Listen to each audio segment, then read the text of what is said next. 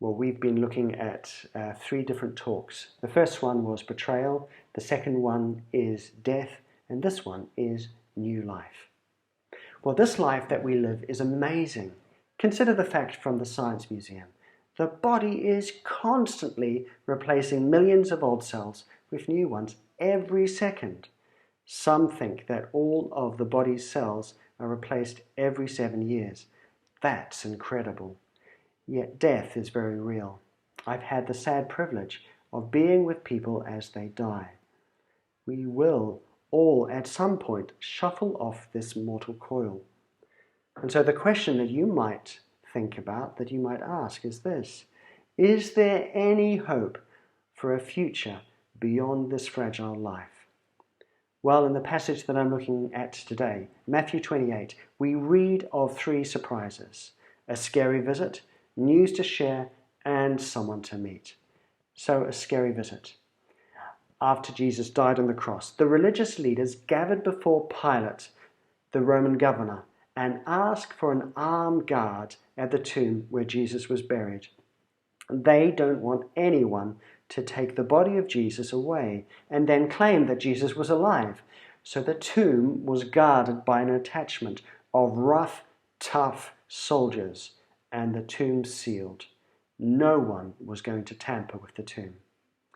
Early in the morning, Mary Magdalene and another Mary go to see the tomb.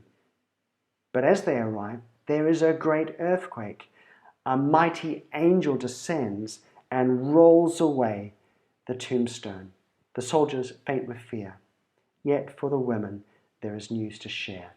So let me read to you from part of Matthew 28. The angel said to the woman, "Do not be afraid, for I know that you are looking for Jesus, who was crucified. He is not here, he has risen, just as he said. Come and see the place where he lay.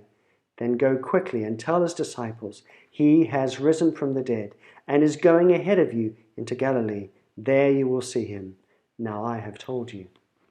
So the angel tells the woman, don't be afraid. Why should they not be afraid? Well, because the angel is showing them proof. Look at the tomb where Jesus has been laid, the tomb that has just been guarded. Jesus is no longer there. Jesus is no longer dead. This is amazing news to share. And then the angel tells them, go tell the disciples, go to Galilee and meet your risen Lord. But then there is someone to meet. So how do the women leave? Well, they leave the tomb afraid yet joyful. They have great news to share with the disciples, the friends of Jesus. But as they leave, they encounter even better news. So it says this again in Matthew 28. Suddenly Jesus met them.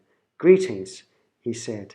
They came to him, clasped his feet, and worshipped him. Then Jesus said to them, "Do not be afraid. Go and tell my brothers to go to Galilee. There they will see me." So the women bow before Jesus and worship him. And Jesus repeats the angel's words, go tell his disciples. I have to face facts. One day I will die. And I expect that will be a sad day for my family. We know, particularly with COVID, that death and sickness is never far away. Yet, because of Jesus' death, it doesn't need to be the end. There is a resurrection hope that is found in the great news that Jesus didn't stay dead, Jesus is alive. But what is our response to this great news? Well, we can be like the guards or the women. We can be petrified like the guards, or we can bow and worship like the women and go and tell others. Well, I hope you have enjoyed these three talks, and I wish you all a blessed and happy Easter.